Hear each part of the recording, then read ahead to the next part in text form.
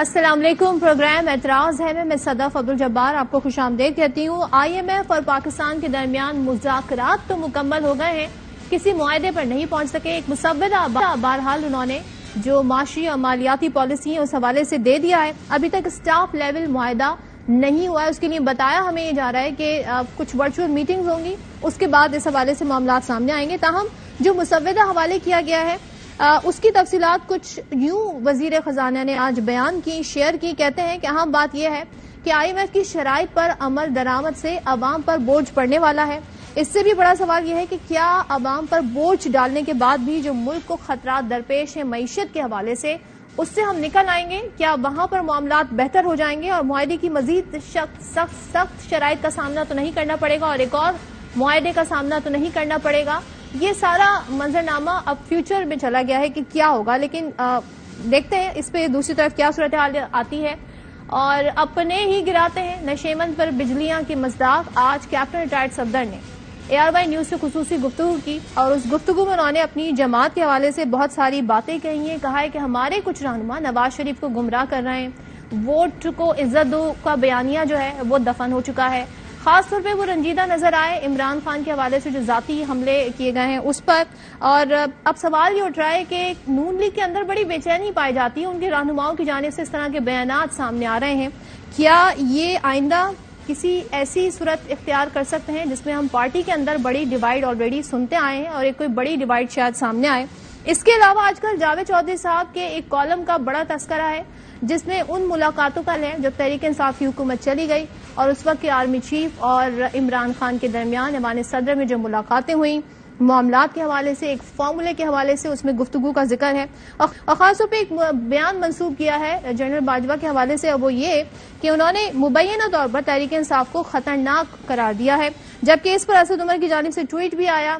لیکن اشاعت کے بعد ایک اور صحافی کی جانب سے یہ بتایا گیا کہ ان کی انفارمیشن کے مطابق, اور جنرل باجوہ نے ایک صحافی کے ذریعے اس بیان سے اپنے آپ کو ڈسٹینس کیا ہے اور کہا ہے کہ یہ بیان انہوں نے نہیں دیا, تردید کی. کیا معاملہ ہے؟ تمام تر صورتحال پر بات کریں گے. ہمارے ساتھ موجود ہیں پاکستان تحریک انصاف کے سینئر رہنما عثمان ڈار صاحب, شرمیلا فاروقی صاحبہ پاکستان پیپلز پارٹی کی سینئر رہنما, اور ڈاکٹر زبیر خان صاحب ماہر معاشیات. ہمیں تمام تر جو اس وقت معاشی صورتحال ہے IMF کے حوالے سے اس پر بات کریں گے. لیکن سب سے پہلے IMF معاہدے پر بات کر لیتے ہیں اور سنتے ہیں کہ وزیر خزانہ آج ہمیں کیا بتا رہے ہیں.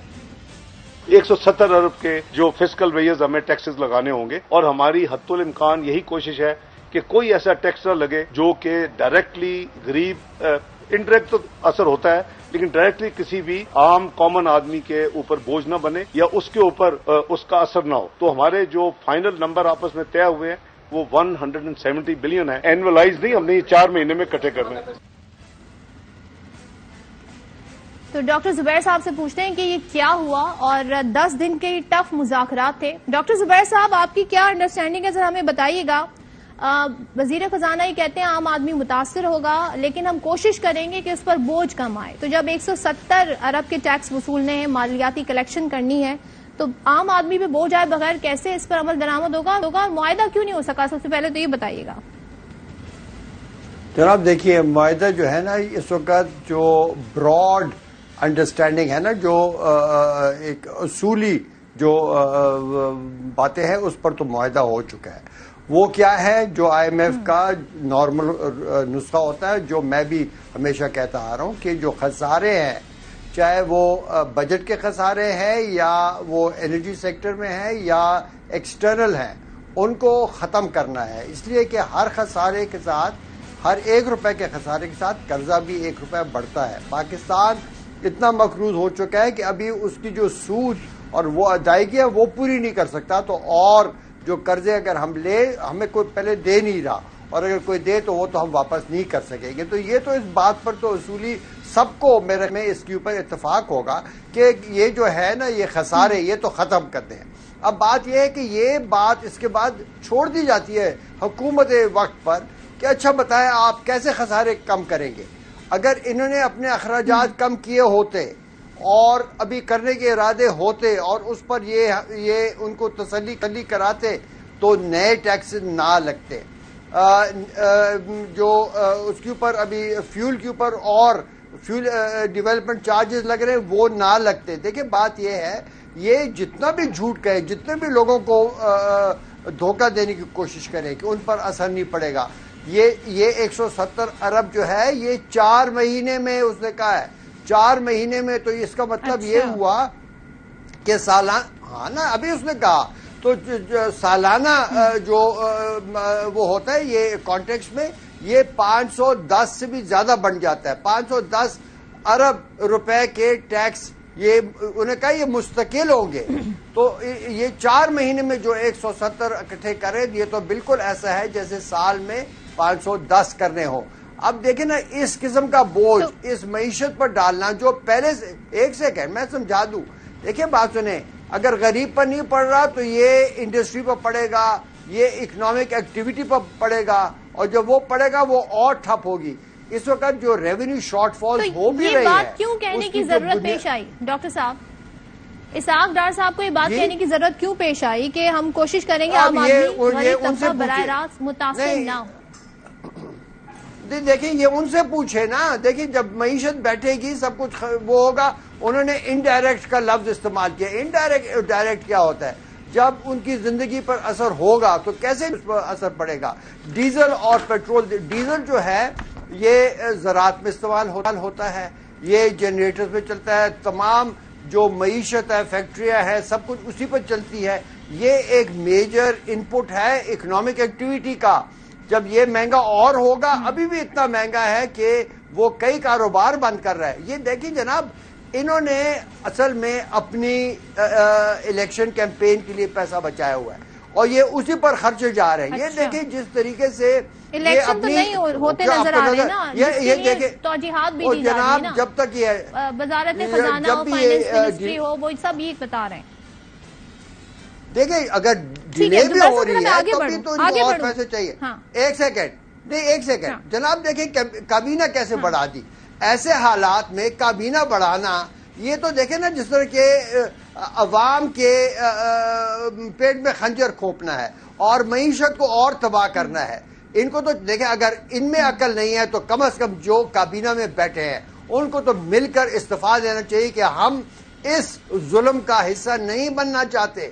میں ان سے یہ اپیل کرتا ہوں کہ دیکھیں جناب ایسے حالات میں آ کر تمام جو کم از کم ایسے پی ایمز ہیں وہ مل کر استعفا دے دیں کہ ہم نے یہ اس ظلم کا حصہ نہیں بننا. بتائیے, آپ فرما رہی تھی کچھ.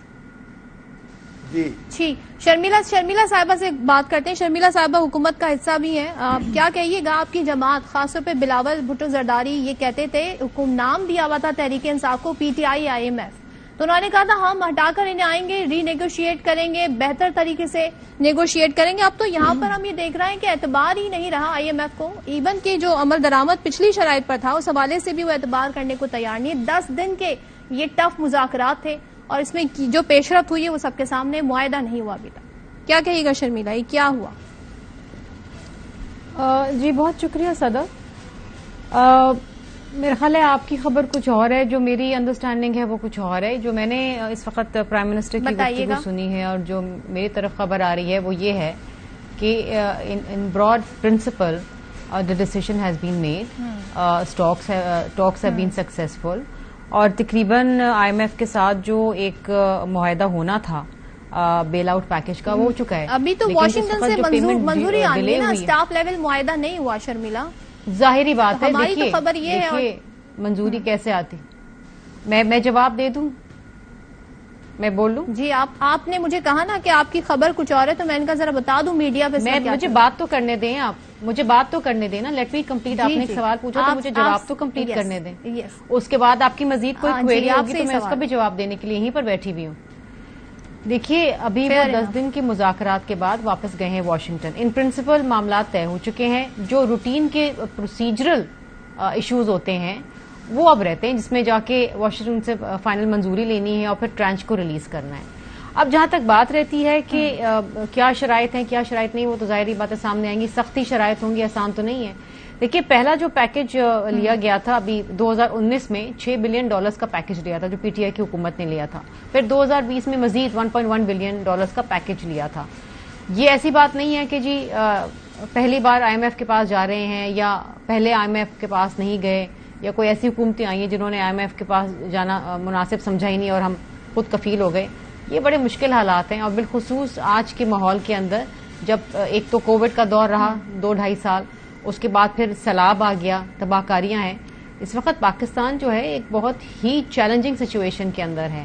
Already Pakistan was cash trap جب PTI کی حکومت گئی تھی، اس وقت ہی یہ معاملات جو تھے وہ بہت ہی گمبھیر تھے. اور ظاہری بات ہے اس کے بعد جو نئی حکومت آئی ہے PDM کی، اس کو ری نیگوشیٹ کرنا، IMF کو لے کر آنا، اٹس اے ہیوج چیلنج. یہ کوئی آسان کام نہیں ہے.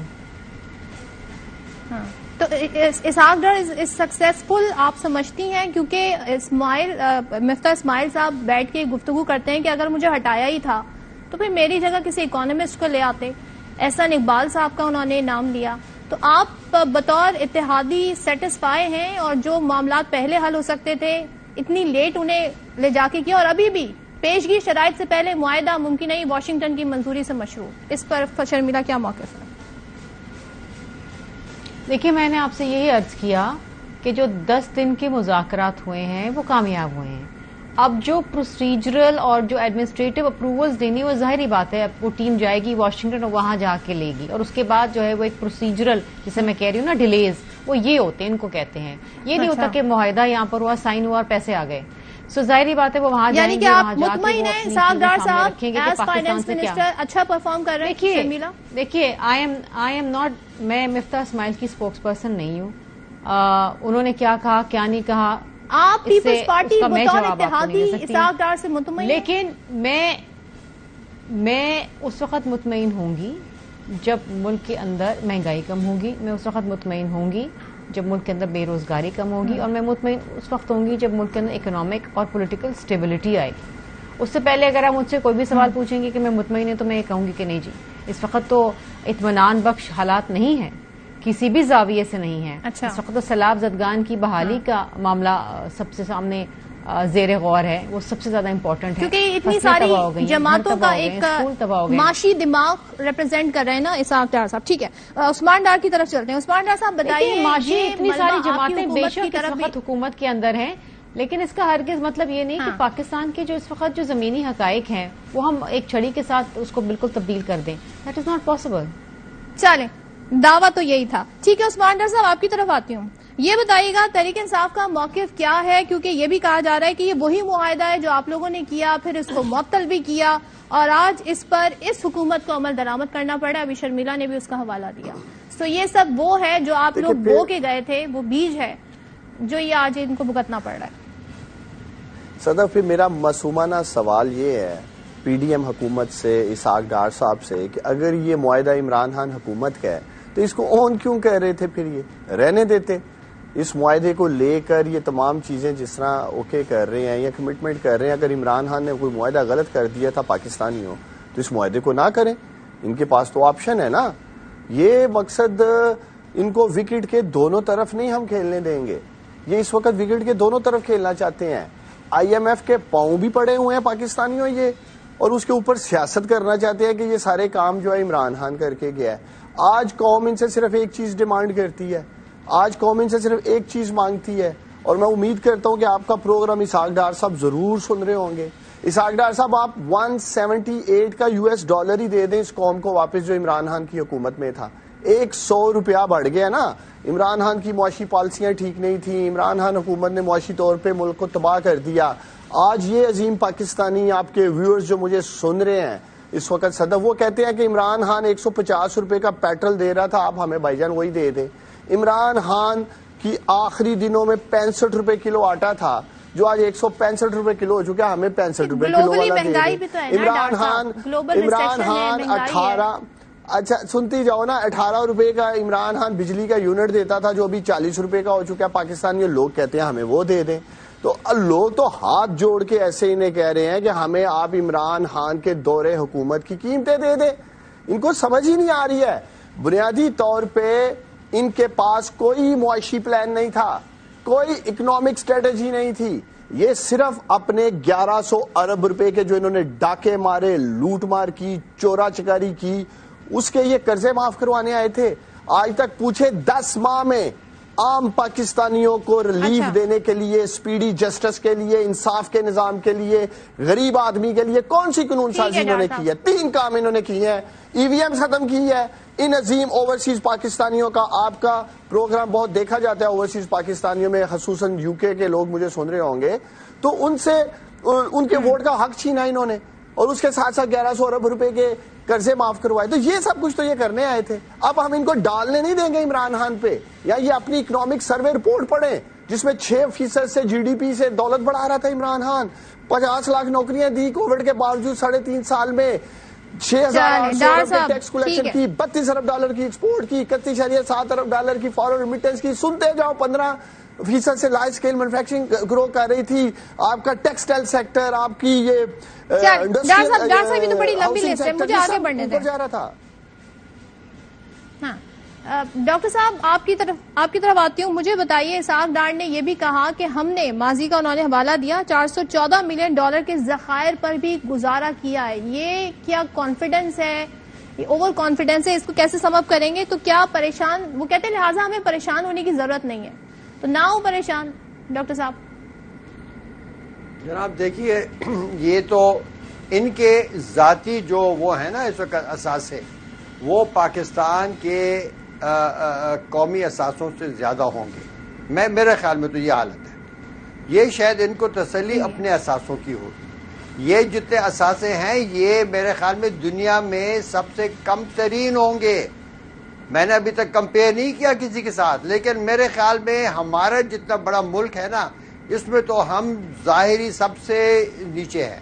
یہ بالکل ایک جسے کہتے ہیں نا بینک کرپسی کی طرف ہم آ گئے ہیں، کیٹاسٹرافک ڈیفالٹ کی طرف. اسی لیے تو جو ابھی IMF نے کہا آخر میں وہ ان کو ماننا پڑا. اور وہ ظاہر ہے وہ تو یہ کہہ رہے ہیں کہ آپ کے جو پالیسیز ہیں وہ آپ کے حالات کے مطابق نہیں ہیں، وہ آپ کے ایک طرف شاہانہ خرچے. لیکن ڈاکٹر صاحب IMF سے معاہدے کی صورت میں یہ بینک کرپسی کے خطرات ٹل نہیں گئے. ظاہر ہے یہی تو سارا مدعا تھا کہ IMF سے بات چیت معاملات بڑھیں تو پھر دوست ممالک بھی آ جائیں گے، پھر جو ڈالر چھپائے بیٹھے وہ آ جائیں گے، پھر لوگوں کا کانفیڈنس بحال ہوگا، انویسٹر کا کانفیڈنس بحال ہوگا. صدف یہ اتنی جلدی ایسی بات نہیں بنتی. دیکھیں بات سنیں، IMF کا پروگرام جو ہے نا وہ صرف اس لیے ہے، وہ یہ دیکھ رہا ہے اس کا حساب کیا وہ کر رہے ہیں. وہ یہ کر رہے ہیں کہ اگلے سال میں پاکستان کو کتنے ارب ڈالروں کی ضرورت ہوگی.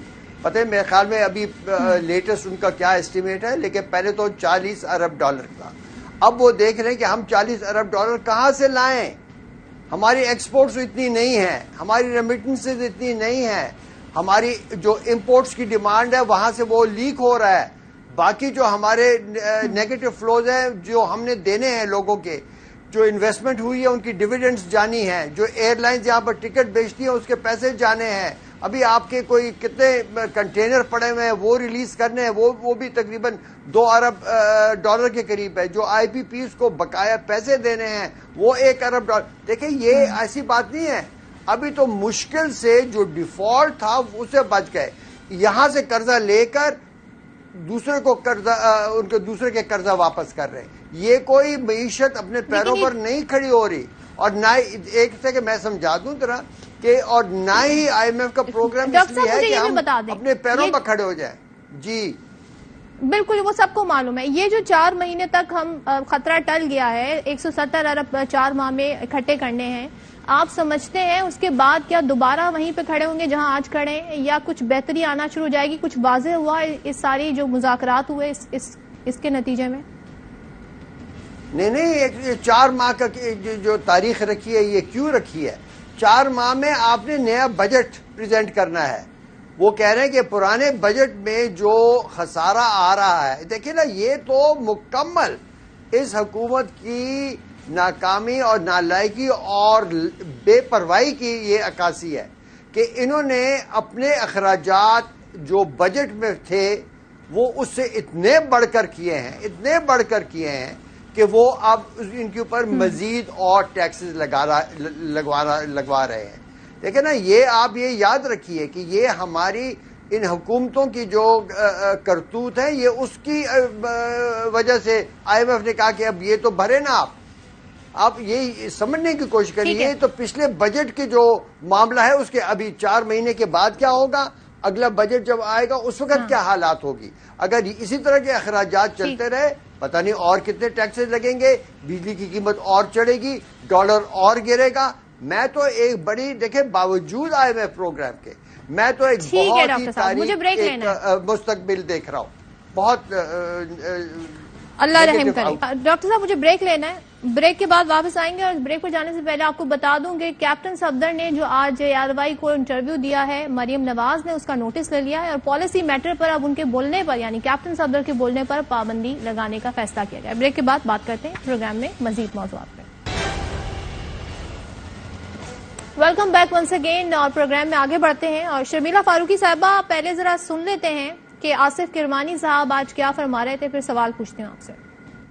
10 دنوں میں 2 مرتبہ پیٹرول کی مصنوعی قلت پیدا کی گئی. مختلف شہروں میں عدم دستیابی ہے، دے نہیں رہے اور مصنوعی قلت پیدا کی اور جھوٹ بول رہے ہیں کہ یہ جو پیٹرول مافیا ہے اس نے حکومت کی ریٹ کو چیلنج کیا ہے. مجھے افسوس سے کہنا پڑتا ہے کہ اس معاملے میں مجھے حکومت بے بس نظر آ رہی. کاش آج یہاں وزیر پیٹرولیم ہوتے تو میں پوچھتا ان کو کہ یہ کیا تماشا لگا ہوا ہے، آپ سے یہ مٹھی بھر پیٹرول مافیا کنٹرول نہیں ہو رہا. تو شرمیلا صاحب اب حالات یہاں آ گئے ہیں کہ حکومت کے اندر سے ہی آوازیں اٹھ رہی ہیں، جس کا ابھی آپ نے دیکھا آصف کرمانی صاحب اظہار کر رہے تھے. تو ایسے حالات میں پھر عوام کے پاس جانے سے کیوں گریزاں ہیں آپ لوگ؟ اگر حالات کنٹرول نہیں ہو رہے پھر ہم عدالت کی جانب سے بھی ریمارکس دیتے ہیں کہ تمام مسائل کا حل عوام کے فیصلے میں ہی ہے. تو کیا سمجھتی ہیں الیکشن میں جانا از بیٹر آپشن ناؤ؟ دیکھیے صدف، ہمارا تو ہمیشہ سے یہی موقف رہا ہے پیپلز پارٹی کے پلیٹ فارم سے کہ طاقت کا سر چشمہ عوام ہے اور عوام ہی ہے جو اپنی جب ووٹ کا استعمال کرتی ہے اور اپنی رائے کا اظہار کرتی ہے اور ان کو فری ہینڈ دیا جاتا ہے اور اپنے وہ نمائندے کھلے دل سے چنتی ہے تو وہی نمائندے جا کے پاکستان کو آگے لے کے بڑھتے ہیں اور ایک حقیقی طور پہ پاکستانی عوام کو پارلیمنٹ کے اندر ریپرزینٹ کرتے ہیں. جہاں تک پیٹرول مافیا کی تعلق، دیکھیے حکومت کے اندر رہنے کا مطلب یہ نہیں ہے کہ حکومت کی ہر چیز کی آپ تعریف کریں. اگر کہیں پر مصلحت پیدا ہو رہی ہے تو یہ جمہوریت کا حسن ہے کہ آپ کے اپنے ہی ریپرزینٹیٹو جو ہیں وہ اس کی نشاندہی کریں، جو کہ آپ کے سامنے ہوئی ہے. اب پیٹرول مافیا کی ایک بڑی عجیب سی کہانی ہے. ہم نے یہ سنا تھا کہ جی عمران خان صاحب بہت ہی دیانت دار ہیں اور وہ آئیں گے تو پاکستان کی ایک تاریخی تبدیلی آ جائے گی، مافیاز ختم ہو جائیں گے. آپ کو یاد ہوگا کہ بڑے مافیاز آئے عمران خان صاحب کے دور میں، اس میں پیٹرول مافیا کا بھی ذکر میں کر دوں. جب انٹرنیشنل مارکیٹ کے اندر پیٹرول کی قیمتیں جو ہیں بالکل ہی کم سطح کے اوپر گئیں تو پاکستان کے اندر پیٹرول غائب ہو گیا وہ 4-5 دن. اس کے بعد جیسے ہی قیمتیں بڑھی ایسے پیٹرول کی نہریں بہنے لگی. اس وقت بھی ایک سیکنڈ میں ذرا بات تو کر لوں نا. ایک تو آپ تھوڑا سننے کا بھی حوصلہ رکھیں صدف. جب وہ بات ہوئی کہ جی یہ کیا ہو گیا اور یہ پیٹرول غائب ہو گیا، اس کی ایک قلت پیدا ہو گئی اور جو ایک پاکستانی عوام کو جو اس کے ثمرات ملنے چاہیے تھے انٹرنیشنل مارکیٹ میں، جو پیٹرول کی قیمتیں کم ہوئی وہ نہیں ملے، تو عمران خان صاحب نے کہا کہ جی یہ مافیا ہے، پیٹرول مافیا ہے. تو ہم نے کہا جی پکڑو پھر پیٹرول مافیا کو. پھر آپ بیٹھے ہوئے ہیں تو پھر تو یہ آپ تو تحریک انصاف کا نعرہ لگاتے ہیں، جماعت ہی آپ کی انصاف کے نعرے پہ بنی ہے، تو پکڑے نا اس مافیا کو. وہ بھی نہیں پکڑ سکے، انہوں نے کوئی کمیٹی بنائی. جو چیزوں میں مافیا، جو چیز ہوتی تھی نا، جہاں پر مشکلات ہوتی تھی، مافیا، پیٹرول مافیا، چاول مافیا، چینی مافیا، وہاں کمیٹیاں بن جاتی تھیں. وہاں یہ کہہ دیا جاتا تھا مافیا کمیٹی، وہ کمیٹی بن گئی اور معاملہ جو ہے وہ پھر وہ رفع دفع ہو گیا. وہ یہی ہوا ان کے دور کے اندر. اب ایشو یہ ہے کہ دیکھیے انٹرنیشنل مارکیٹ میں پیٹرول کی قیمتیں آپ کے سامنے ہیں اور IMF کی کنڈیشنز بھی آپ کے سامنے. اس وقت تو ہمیں ایک ڈرافٹ ملا ہے IMF کی طرف سے جو memorandum of economic and financial policies ہے، اس کو ہم نے ریویو کر کے ورچوئل میٹنگ کرنی ہے. As a broad spectrum in principle وہ کنڈیشنز پہ ہم راضی ہیں جو IMF چاہتا ہے کہ وہ پاکستان کے اندر لگائی جائیں. اور لیکن اگین وہ کنڈیشنز ایسی ہیں جو ظاہری بات ہے عوام کے اوپر مزید مہنگائی کا بوجھ تو آئے گا. اگر پیٹرول کی قیمتیں مہنگی ہوتی ہیں اور اگر بجلی کی قیمتیں مہنگی ہوتی ہیں تو ایک اوور آل اس کا جو اوور ویلمنگ افیکٹ آتا ہے وہ مہنگائی کے اوپر آتا ہے. ٹرانسپورٹیشن کاسٹ بڑھ جاتی ہے, کاسٹ آف پروڈکشن بڑھ جاتی ہے. سو یہ کوئی معمولی بات نہیں ہے کہ اگر آپ پیٹرول کی قیمتیں اور بجلی کے نرخوں میں اضافہ کریں, اس سے تو مہنگائی آئے گی. لیکن جس طرح میں نے پہلے کہا کہ یہ نہیں ہے کہ یہ بڑے اچھے حالات کے اندر عمران خان ملک کو چھوڑ کے گئے تھے, بڑا خزانہ تھا ہمارے پاس, IMF کو ہم نے لات مار دی تھی, ایسا کوئی حالات نہیں تھے. میں نے آپ کو بتایا 2019 میں بھی IMF کے پاس گئے, پھر 2020 میں پھر IMF کے پاس گئے, اور یہ قسطیں بھی ہم نے واپس کرنی ہیں, یہ قسطیں ہم نے واپس کرنی ہیں, اور مزید ہم نے $7 ملین کا مزید لون کا پیکج لینا ہے. ٹھیک ہے عثمان ڈار صاحب, آج کیپٹن صفدر نے کچھ باتیں کی, ذرا اس کی کچھ ہائی لائٹس دیکھ لیتے ہیں, پھر اس سے متعلق آپ سے سوال پوچھتے ہیں. اچھا, جو منحرف ہو کے آپ کے پاس آئے PTI سے, ان کے بارے میں کیا کہتے ہیں؟ یہ کیا بات ہوئی, جیتو تم عمران کے ٹکٹ پہ اور تمہیں اقتدار نظر آئے تم ادھر آ جاؤ. میں نظریے کے اس وقت بھی خلاف تھا اور آج بھی میں خلاف. ہم نے ووٹ کو اس دن بے عزت کر دیا جس دن ہم نے اپنا ووٹ باجوہ کو ایکسٹینشن کے لیے دے دیا. اب یہ نظریہ نہیں چلے گا ووٹ کو عزت ہو, ہم نے دفنا دیا اس نعرے کو. میاں صاحب کو کہنا چاہیے تھا کہ ایکسٹینشن کو ووٹ دے, نہیں کہنا چاہیے تھا. ان کو ورگلایا گیا ہے, ان پہ جھوٹ بولتے ہیں, ان کے ساتھ فراڈ کرتے ہیں میاں نواز شریف کے ساتھ. اس دن میں نے ایک بیان دیا, میں اس پہ تھوڑا رنجیدہ ہوں. اگر عمران صاحب کا دل دکھا, ان کی ذاتی زندگی پہ مجھے اٹیک نہیں کرنا چاہیے تھا. مریم صاحب, آپ دیکھ رہے ہیں کہ وہ ملک کی وزیر اعظم بن جائیں گی؟ مجھے تو مستقبل قریب میں نظر نہیں آتی, کیونکہ حالات اس طرح 2025 میں الیکشن ہوگا, اور الیکشن کے بعد اگلے 5 سال شہباز شریف صاحب کو اگر ملے تو ملک آگے جائے گا. تو یہ کیپٹن ریٹائرڈ صفدر کی گفتگو ہے. ڈار صاحب, آپ کو بہت ساری باتیں بڑی اچھی لگی ہوں گی جو وہ کہہ رہے تھے, کیونکہ ظاہر ہے وہ آپ کے بیانیے سے تھوڑا کلوز ہیں, لیکن ایک بات بڑی خطرناک کی ہے. انہوں نے یہ کہا کہ 2025 میں الیکشن ہونے چاہیے, تو اس کو آپ کیسے دیکھتے ہیں؟ اس کا بھی خیر مقدم کریں گے جہاں دوسری باتوں کا کر رہے ہیں؟ دیکھیں, پہلے تو ان کے آج کے انٹرویو سے یہ بات ایک دفعہ پھر سامنے آئی ہے کہ عملاً مسلم لیگ نون 2 حصوں میں تقسیم ہو چکی ہے. صدف ایک وہ مسلم لیگ کے اندر لوگ ہیں جن کے اوپر کوئی مقدمات نہیں ہیں, جنہوں نے کوئی لوٹ مار نہیں کی, جنہوں نے کوئی کرپشن نہیں کی, اور ایک طرف وہ لوگ تھے جن کے مقدمات تھے, جس طرح ہم پہلے 1100 ارب روپے کی بات کر رہے تھے, اور یہ جو NRO2 لیا اور دیا گیا, ان کے بینیفیشری تو سمجھتے ہیں یہ بڑا زبردست فیصلہ تھا. ریٹائرڈ جنرل باجوہ کو ایکسٹینشن کے لیے ووٹ دینا, پھر NRO2 لینا, اور ووٹ کو عزت دو کے بیانیے کو ہمیشہ کے لیے دفن کر دینا. تو یہ جو باتیں آج کیپٹن صفدر کر رہے تھے, یہ بہت بڑا ایک حصہ ہے کہہ لیں مسلم لیگ نون کے اندر لوگوں کا جو یہ سوچ رکھتے ہیں کہ شاید ووٹ کو عزت دو کے بیانیے پہ ہمیں کھڑے رہنا چاہیے تھا. اور آج جن حالات سے یہ گزر رہے ہیں کہ ان کی کوئی ٹکٹ لینے کے لیے کوئی تیار نہیں ہے. اب آپ دیکھیں کہ مریم نواز کے جلسوں اور کنونشنز کا یہ عالم ہے. الیکشن آگے بڑھا دیا جائے, جو آپ کی اس وقت ڈیمانڈ ہے کہ فوری الیکشن ہو, تو اس پہ تو کنسنسس لگ رہا ہے. میں آ رہا ہوں صدف, اس پہ آ رہا ہوں. میں بڑی امپورٹنٹ بات کرنے لگا تھا صدف, میں بڑی امپورٹنٹ بات کرنے لگا تھا کہ آج عالم یہ ہے کہ نواز شریف کی بیٹی کو پاکستانیوں مارکی کے اندر, ٹینٹ کے اندر کنونشن اور جلسے کرنے پڑ رہے ہیں. اگر ان میں تھوڑی سی بھی اخلاقی جرت ہے, اور میں امید کرتا ہوں کہ مریم نواز مجھے ARY نیوز سے سن رہی ہوں گی, کسی میدان میں جا کے کریں نا جلسہ جلوس. ان کی پارٹی اس حد تک شرنک ہو چکی ہے اور ان کا ووٹ بینک اس حد تک ختم ہو چکا ہے کہ اب ان میں کانفیڈنس ہی نہیں رہا. یہ اب آپ دیکھیں نا, جتنے بھی کنونشنز مریم نواز کر رہی ہیں یا یہ جلسے کرنے کی کوشش کر رہی ہیں, سب یہ شادی حالوں کے اندر ہو رہے ہیں, یہ مارکیز کے اندر ہو رہے ہیں, اور وہاں بھی برے نہیں جا رہے ہیں.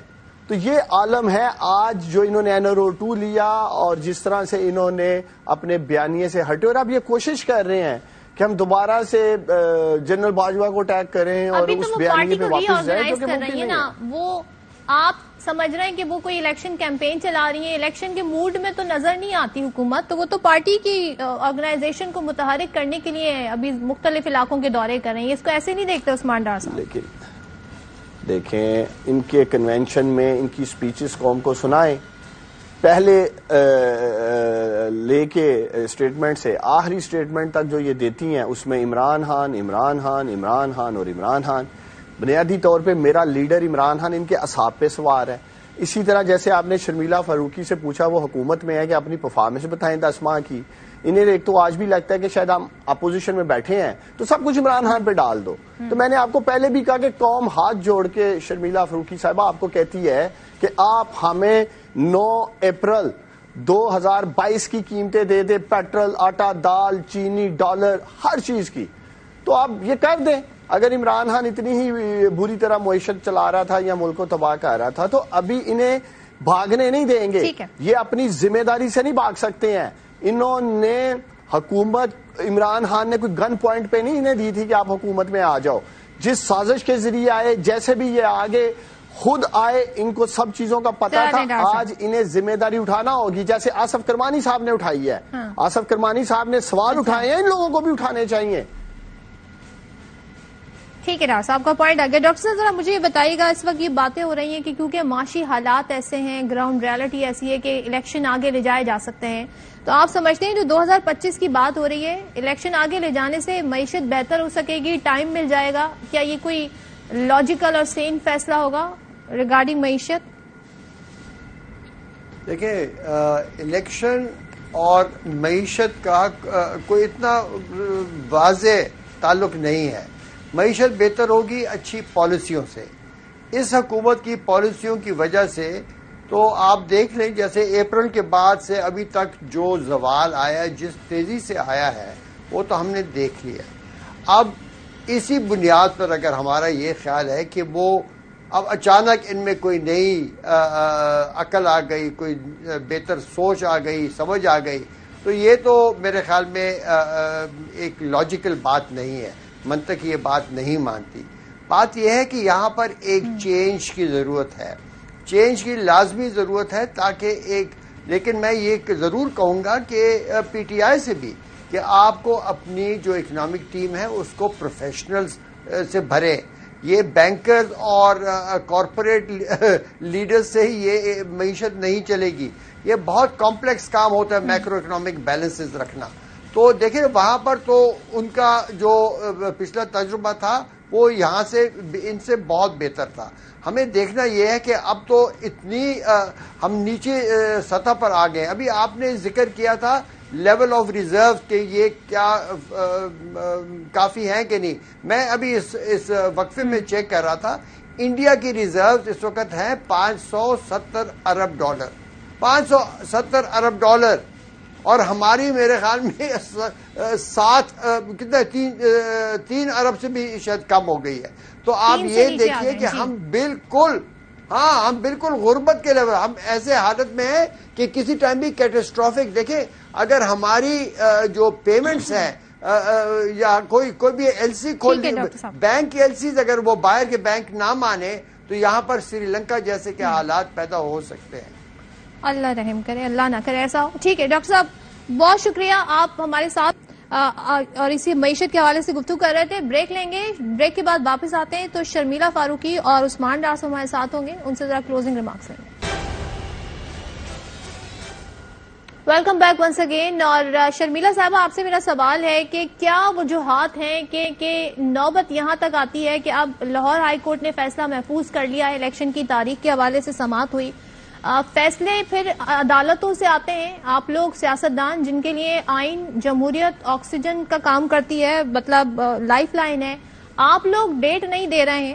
دوسرا ہم یہ دیکھتے ہیں 43 اراکین ہیں ان کے, جب وہ پارلیمنٹ پہنچتے ہیں تو اجلت میں اجلاس ایک دن پہلے ہی ختم کر دیا جاتا ہے, اور عدالتی فیصلے کے باوجود کیا یہ سب اس لیے کیا جا رہا ہے کہ الیکشن سے فرار جو ہے وہی اس وقت آپ لوگوں کو سوٹ کرتا ہے؟ کیا کہیے گا؟ دیکھیے صدف, جہاں تک الیکشنز کا تعلق ہے, ہم نے کبھی الیکشن سے فراری حاصل کرنے کی کوشش نہیں کی. الیکشن کی تاریخ دینا ہمارا کام نہیں ہے, پیپلز پارٹی کا کام نہیں ہے. الیکشنز کی تاریخ دینا انٹرم گورنمنٹ کا کام ہے, اور الیکشن کی تاریخ دینا اور اس کے اوپر عمل درآمد کرنا اور الیکشنز کروانا وہ الیکشن کمیشن آف پاکستان کا کام ہے. یہ کسی سیاسی جماعت کا کام نہیں ہے, نہ سیاسی جماعت کی ذمہ داری ہے. الیکشن کمیشن اب رہی بات کہ معاملات عدالت میں کیوں جاتے ہیں, تو گورنر بتائیں, اس سے پیپلز پارٹی کا کیا تعلق ہے؟ تو گورنر کو تاریخ دینی چاہیے. وفاق کا حکومت کا نمائندہ ہوتا ہے نا, ہر چیز کی دیکھیے میں آپ ہاں حکومت کا نمائندہ ہے, لیکن میں پیپلز پارٹی, دیکھیے میں پیپلز پارٹی کو ریپرزینٹ کر رہی ہوں. ہم پی ڈی ایم کا حصہ ضرور ہیں اور ہم حکومت میں کولیشن کیا, ہم حکومت میں کولیشن میں ضرور ہیں, لیکن ایک صوبہ جس کے اندر ایک انٹرم گورنمنٹ ہے, وہاں پر ایک گورنر موجود ہے جو وفاق کو ریپرزینٹ کر رہا ہے, میں اس کی جواب دہ تو نہیں ہوں. یہ تو سوال آپ پھر ان سے پوچھیں. دوسری چیز یہ ہے کہ الیکشن کروانا اور وقت پہ کرانا جو آئین کے مطابق ہے, قانون کے مطابق ہے, وہ ہر شخص کی ذمہ داری ہے جو اس مرحلے کے اندر اپنا کردار ادا کرے گا. اس کے لیے تو آپ کی ذمہ داری ہے نا بطور حکومت اور سیاسی جماعت. الیکشن سے فرار ہونا کبھی بھی پیپلز پارٹی کا شیوا نہیں رہا. ہم نے مشکل سے مشکل حالات میں جب بم پھٹتے تھے, جب ہمارے لیڈران کو تھریٹس تھے, اس وقت بھی ہم نے الیکشنز کے اندر کیمپین کی, ہم نے الیکشنز کے اندر کہا ہو. بلکہ جب الیکشن سے دوسری جماعتیں بھاگتی تھی تو ہم کہتے تھے نہیں, آئینی طریقہ کار کرو. آپ کو یاد ہوگا پی ایم ایل این جب کہہ رہی تھی کہ ہم بائیکاٹ کریں گے بائی الیکشنز کا, پیپلز پارٹی وہ جماعت تھی جنہوں نے کہا کہ نہیں الیکشنز آ کے لڑیں, بائی الیکشنز میں آئیں, آپ حصہ لیں. ہم نے کبھی ایک دفعہ پیپلز پارٹی نے الیکشن بائیکاٹ کیا تھا اور وہ ایک غلطی تھی, ٹھیک, لیکن اس کے بعد پیپلز پارٹی ہمیشہ الیکشن میں رہتی ہے اور دوسروں کو بھی قائل کرتی ہے. ہاں ڈار صاحب بتائیے, قومی اسمبلی کے الیکشن ضمنی تو ہو رہے ہیں, پنجاب اور کے پی کے حوالے سے فیصلے نہیں ہو رہے, اب آپ لوگ کیسے فیصلوں پر عمل درآمد اگر ہوتے ہیں کیا ہوتے ہیں, کیسے یقینی بنائیں گے ارلی الیکشن؟ دیکھیں صدف, مجھے تو پوری امید ہے ابھی 9 بجے کا جب بلیٹن ہوگا یار وہی نیوز کا, اور آپ ہوپ فلی نیوز بریک کریں گی کہ لاہور ہائی کورٹ نے پنجاب میں الیکشن کی تاریخ دے دی اور الیکشن کی طرف ہم جا رہے ہیں.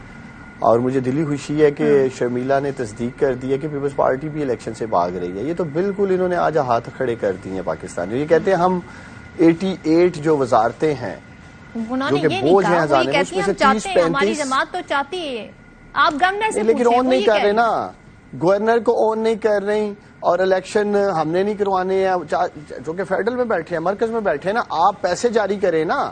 آپ کا وزیر دفاع جو سیالکوٹ سے الیکشن چرا کر فون فرینڈ کر کے پہنچا اسمبلی میں, تو وہ تو کہتا ہے جی ہم فوج نہیں دیں گے, ہم رینجر نہیں دیں گے, ہم ایف سی نہیں دیں گے. وزیر داخلہ سے پوچھ لیں کہ وہ کیوں ایسی باتیں کر رہے ہیں. فائنانس منسٹر پیسے نہیں دے رہے ہیں. آئی جی صاحب کو بلایا جاتا ہے, وہ کہتے ہیں ہم پولیس نہیں دیں گے. چیف سیکرٹری صاحب آگے کہتے ہیں ہم سپورٹ نہیں دیں گے. تو یہ سارا کچھ تو حکومت نے دینا ہے, اور آئین کے مطابق الیکشن کمیشن کی ذمہ داری ہے الیکشن کروانا, اور ان سب کی ذمہ داری ہے انہیں سپورٹ کرنا. یہ تو بھاگ رہے ہیں, تو اس لیے ہم بھاگنے نہیں ہم دیں گے. یہ انشاءاللہ تعالی آج فیصلہ آ رہے, ہم ان کو بھاگنے